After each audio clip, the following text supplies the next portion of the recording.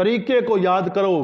اقبال نے اسی متعلق تو فرمایا ہے، اپنی ہی مٹی پہ چلنے کا کرینہ سیکھو، اسلام پہ چلنے کا طریقہ سیکھو، سنگ مرمر پہ چلو گے تو پھسل جاؤ گے، اور دیے کی لو سے کرو حاصل روشنی، سورج کی شعاؤں سے کھیلو گے تو جل جاؤ گے۔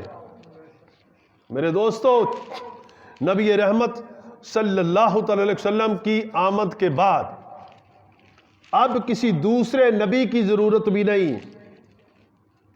اب قرآن کے آنے کے بعد ہمیں کسی دوسرے منشور کی ضرورت بھی نہیں۔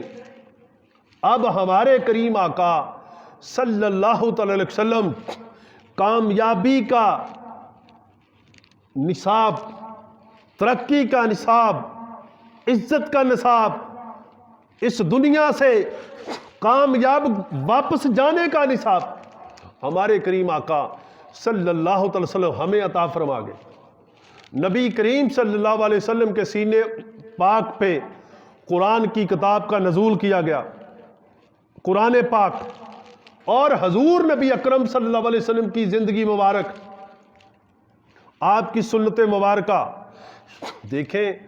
حضور کی سنت کس پہ نافذ کرنے کے لیے بنی ہے؟ قرآن کس کے پڑھنے کے لیے آیا؟ قرآن ہدایات کا سرچشمہ ہے،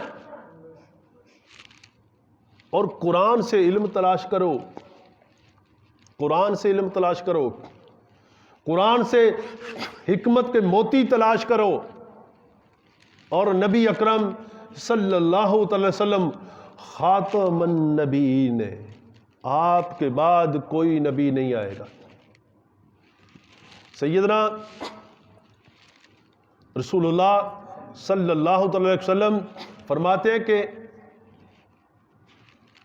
تمام انبیاء علیہ السلام کا میں خاتم ہوں، یعنی ہر نبی کی تصدیق کرنے والا رسول اللہ صلی اللہ علیہ وسلم کی ذات پاک، ہر آسمانی صحیفے اور ہر آسمانی کتب کی تصدیق فرمانے والے ہمارے نبی ہیں۔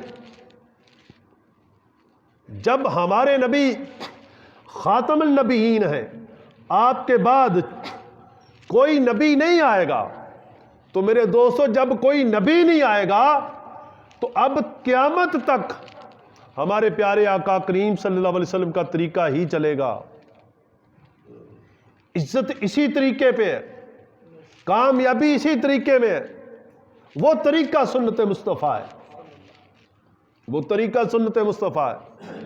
اپنے نبی کی سنت پہ چلو، اپنے نبی کی سنت کے ساتھ پیار کرو، پھر خوشی مناؤ۔ آج کل کا دن جو بیتا، اس دن ہیپی نیو ایئر منانے والے رات کو میرا ان سب سے سوال ہے، آپ نے کتنی اپنے نبی کی سنتوں پہ عمل کیا؟ کیا پانی اپنے نبی کی سنت کے مطابق پیا؟ کھانا اپنے نبی کی سنت کے مطابق کھایا؟ رشتہ داروں کے ساتھ حسن سلوک، دوستوں کے ساتھ وفا، تجارت میں سچ، ملاوٹ سے بچے؟ کیا کتنی سنتیں آپ نے اپنے نبی کی ادا کی؟ کس بات کی خوشی منا رہے تھے؟ کیا جہنم خوشی کے ساتھ جا رہے ہو؟ سیدنا عثمان غنی رضی اللہ عنہ 2 سے 3 مرتبہ جنہوں نے حضور سے جنت خریدی، حضور نے فرمایا کہ اسلام کو ضرورت ہے مال کی، اور میں جنت فروخت کرنا چاہتا ہوں، کوئی ہے جنت کا خریدار؟ تو سیدنا عثمان غنی رضی اللہ عنہ کھڑے ہوئے، 100 اونٹ مال کا لدا، حضور کو عرض کیا، یہ حضور میں یہ سب کچھ بما غلام بما سامان میں نے اسلام کے لیے حضور کی نظر کر دیا۔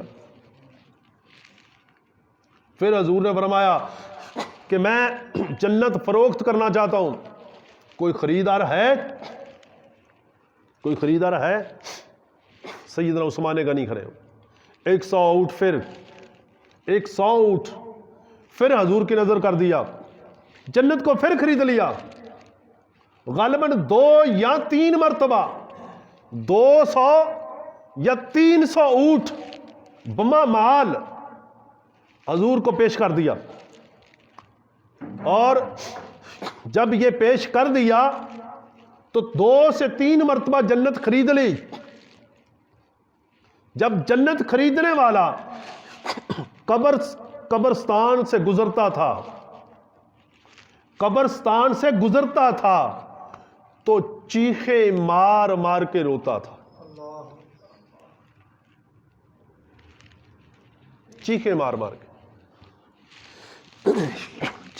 مار کے روتا تھا۔ کسی نے پوچھا، اے عثمان آپ کیوں رو رہے ہیں؟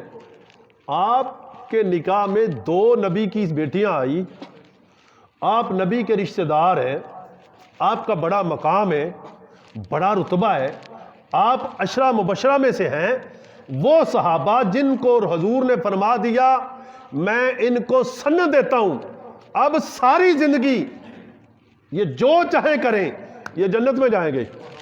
لیکن عثمان اس کے باوجود تم رو رہے ہو، کیوں روتے ہو؟ فرمایا میں نے حضور سے سنا ہے کہ قبر واحد ایسی جگہ ہے کہ جہاں انسان تنہا ہوگا، تو میں اس لیے روتا ہوں کہ جب عثمان قبر میں تنہا ہوگا تو کیا بنے گا۔ کبھی اس پہ غور کیا؟ کبھی نہیں غور کیا۔